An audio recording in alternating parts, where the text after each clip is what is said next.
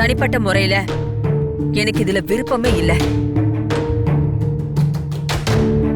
அது தெரிஞ்சிருந்தும் நீங்க இப்படி கும்பிட்டு நிக்கிறதுல எந்த பிரயோஜனமும் இல்ல.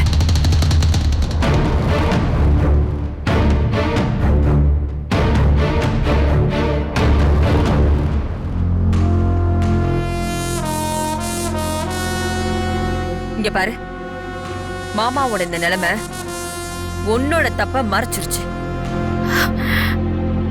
நீ பண்ண துரோகமே உனக்கான தண்டனைய வாங்கி கொடுக்கும். என்ன அத்தன்னு மட்டும் கூப்பிடாத.